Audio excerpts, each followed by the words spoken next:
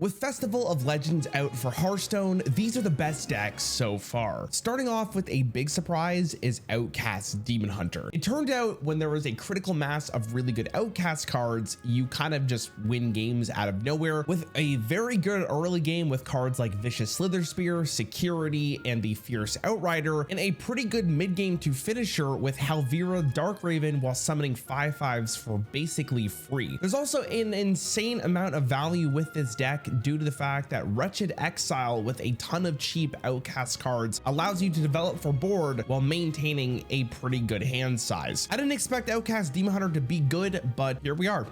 I do want to mention that Death Knight is probably going to be one of the best classes in this expansion. It didn't lose anything over rotation, and it's still matching the power level of everything in March of the Lich King. So after people try out a bunch of stuff, expect people to continue playing Death Knight consistently. Hero Power Druid is looking very good. And I know what you're thinking, you're tired of Druid, but you're going to have to deal with it for a little bit longer. And that is because the Hero Power package is actually pretty great. Cards like Free Spirit and Groovy Cat enable your hero power to become a huge threat in the mid to late game, and it's very easy to draw those minions because of Peaceful Piper. My version of the deck actually runs a pretty spicy late game as well. You're running a Nubricon with a bunch of armor tools to basically solidify you're not going to die to aggressive decks. But then you run the Jailer into Tony, King of Piracy, so you can smack them every single turn with your hero power as your opponent inevitably gets fatigue. And even though Guff did end up rotating, you still have a very easy way of ramping with cards like Wild Growth, the Widowbloom Seedman, and of course the Nourish that allows you to get to late game pretty consistently. I had a really good time with this deck. I feel like this is going to be one of the most popular archetypes in this expansion. If you like Druid and you like just smack your opponent down, God, this feels really, really good to play. As a Control Warlock main, I am very stoked for the future of Warlock in this expansion because Control Warlock genuinely feels really good to play. That's also just because Defile is in the core set, and believe me, if you played Control Warlock before, you know how good Defile is. Now this deck does something really interesting, which is cheating mana, and if you've played Hearthstone, cheating mana is very good. You do that by using cards like Void Caller or the Amorphous Slime to cheat out big demons like your Enhanced Dreadlord, your Mal'Ganis, your Flesh Behemoth, or you get the best minion possible, which is Thaddeus, which often your opponent will concede if they just can't silence your slime. It has happened to me more than once. There's also just a lot of different win conditions in this deck. If you're going against aggro, you basically just clear the board consistently. If you're going against a control deck, you have the ability to summon a bunch of Dracons, or your Symphony of Sins, which allows you to discard cards from your opponent's deck and get a huge tempo advantage after you pay the 6 mana cost at the beginning. Quick little tip here with this deck: if you play Symphony of Sins, you could play your Sir Finley to draw a ton of your remaining symphonies. This is one of the few times where Control Warlock feels very playable, so make sure you play it while you can, because you never know, maybe Blizzard decides to nerf it. This is basically an aggro version of Shaman where you're running a bunch of different tribes to really fit with the party animal package, but the main reason you're playing this is because of the Murlocs and Totems. Kind of plays itself. You just buff your board up, you make sure you have some huge threats. The ability to cheat out Thing from Below is still a very powerful play, even though this card came out like years. I couldn't even tell you what year this card actually came out. There's a ton of different ways to play this deck as well. If you need to fight for board, Schooling is great. If you get ahead on board, you have the ability to play stuff like Grand Totem Eyesore, which makes all of your totems just that much more scary. I think the two main win conditions of this deck, other than just strictly killing your opponents, Ragnaros for 5 mana is actually pretty great, and Rockale can be absolutely devastating to decks that just can't clear a board all at once. At the moment, don't sleep on Shaman. There is a lot of ways to just get easy victories with this deck, especially as people are being really greedy at the start of an expansion. Also, who doesn't want to play Rag for 5 mana? Like, this is every Hearthstone player's dream. Play it. I think I was wrong about DJ Manastorm. This card is surprisingly really powerful in the right deck, and this actually seems like the right deck you want to put him in, so that's why I'm showing it to you, obviously. The main idea behind this deck is to fight for board pretty aggressively. If you can get the Cosmic Keyboard, you're in a really good spot for mid and late game. Cards like Audio Splitter help you get even more threats into the late game, and with cards like Volume Up, it's pretty easy to get a big spell into your hand for or that audio splitter. You might be wondering, why is Bone Lord in here? And the reason is mana cheating. If you can get your DJ Mana Storm for 0 mana, you're cheating so much mana that you might actually overdose and you might need to call a doctor. Be careful. But playing a 0 mana DJ Mana Storm means your opponent is probably dead because of Pyroblast and Fireland's Portal. You probably get the idea of this deck. You stall. Solid Alibi is still a card in standard, and I hope they rotate it after this expansion, and then you just kill your opponent. Arcane Artificer was also added into the core set, which helps the package out a ton, because if you don't have DJ Mana Storm, at least you can get an insane amount of armor from your big spells. If you like Mage, make sure you definitely try this deck out. I think this is probably going to be the best deck for Mage this entire expansion. Warrior may not be dumpster tier. It is possible that Black Rock and Roll is good enough in a tempo oriented deck where you could somehow kill your opponent from hand using cards like Trench Stalker or Remornia. I might be coping a little bit too hard, but the benefit of a Warrior deck is that Warrior has some really good removal. Cards like Shield Slam, the Bashes, the Verse Rifts all do really well for you to fight for the board in the early game, which allows you hopefully to play your Black Rock and Roll in order for your big minions to absolutely just run over your opponent. There's not much to really say here. The deck kind of plays itself. Also, if you get to copy a card your opponent's playing, that means you don't have to play a Warrior card, which makes Warrior slightly better. Speaking of Warrior though, I do want to talk about the Tony deck that has been presented with us during this expansion. If you don't know, you can go Tony into the Fires of Zinashari, replace your opponent's deck, and then after Tony dies, you play a Steam Cleaner and they don't have a deck anymore. This in theory can be very good, and there's probably going to be some times where this deck will be extremely powerful. I was trying out a bit. It seemed like it was a little too slow. Maybe the version I was playing was a little inconsistent, but I felt like if you didn't have a good early game, you kind of just lose to literally everything. So I wouldn't think this is a good deck, but maybe I'm wrong. Maybe there's a better way of building it. Big Hunter might actually be pretty good. And the reason is because we're not running the Big Dream card. That card is completely bait. You don't want to spend 5 mana doing nothing. You want to spend your mana doing something, and then later in the game, you use Faithful Companions to cheat out good beasts. Hunter with Prince Renethal has the ability to stall out the early game with pretty aggressively statted minions, and probably the most broken thing we've ever seen, 2 mana Silverback Patriarch. What the hell is Blizzard thinking? The idea of this deck is pretty straightforward, as most Hunter decks are. You play minions on curve, fight for the board, try to get a Harpoon Gun. Those are generally pretty great to cheat out the big beasts in your deck. And then as you get to late game, hopefully you can kill them with King Crush and or your hero power. I feel like Big Hunter actually has a lot of potential. It fights good against aggro. It has a win condition in the late game. I feel like Hunter has a pretty decent shot this time around of just not being a straight aggro deck. Speaking of aggro, Pure Paladin is looking pretty great thanks to Disco Maul. This is a very good weapon because you just have to play minions to basically improve how much stats you're giving a minion on board. And Pure Paladin does that